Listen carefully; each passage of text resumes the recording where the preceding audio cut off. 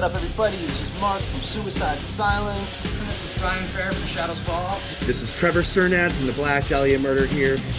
Yo, this is Gary Hall from Exodus and recently retired from Slayer. And Hello, this is Becky Boulder from Hamburg Rebel and Fury. Hey, this is Charlie with Anthrax. I just want to give a shout out to Pedal to the Metal Radio, the podcast. The podcast to get all your rock and metal news plus reviews. Keep it metal. Pedal to the Metal Radio, motherfuckers!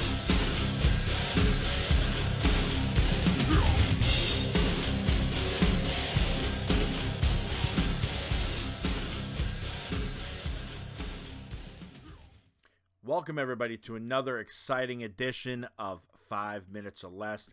I am your main man, Eddie Monster here, and we've got an amazing episode for all of you. We've got a great band that we're going to be checking out. But before we do that, I do ask to please subscribe to the channel. Every person who subscribes, we greatly appreciate every single one of you. We try to bring as much content as we humanly possibly can.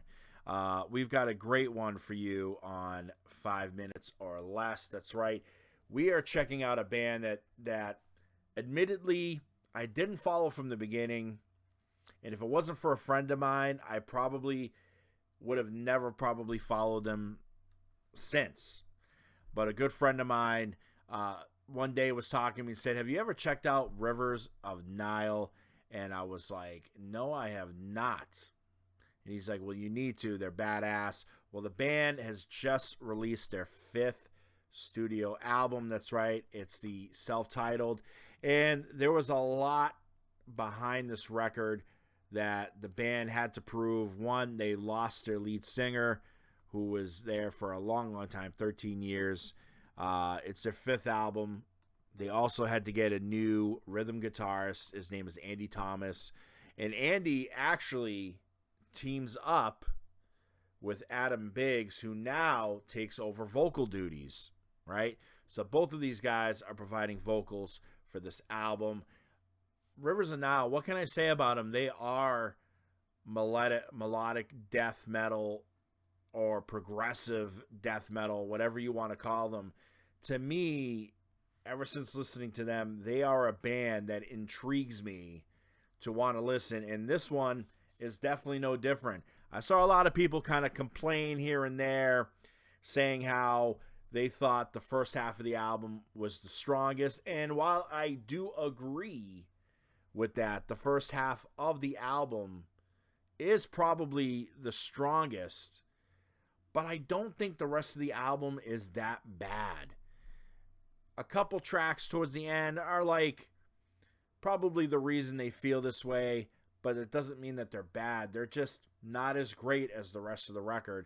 One of my favorite tracks on the album, Water and Time, is just so cool. It's melodic, it gets heavy, and then it has a saxophone part. I love the idea of the band bringing in the saxophone. That was one instrument. I was like, I don't know how this is going to work with metal. I've heard it with rock tracks, like Ghost has introduced saxophone in one of their songs before. So it wondered to me, like, okay, wait a minute. These guys are a progressive death metal band. How is this going to work? Well, I should have known better to know that it would work, because Imperial Triumphant made it work.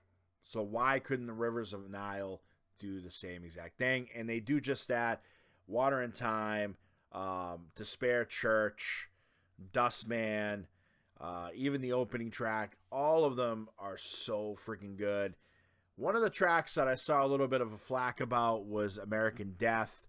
One reviewer called it basically an excuse for a chug track, as he called it. But to me, American Death is a badass track and probably my favorite, heaviest track on the album. I think this is one that you guys need to listen to, and it's going to help you escape as you weave your way in there. There are elements here in this album that remind me of the brilliance of a Devin Townsend. There are vocal harmonies that could compete with any Yes album that there is out there.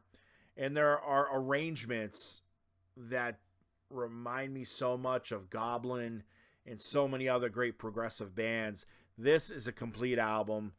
You definitely need to check it out. I love almost all of it, which is why I'm going to give it an A- for a final grade, or 4.5 stars out of 5 if we want to get technical here. Please remember to subscribe to the channel, and we will see all of you next time right here on YouTube.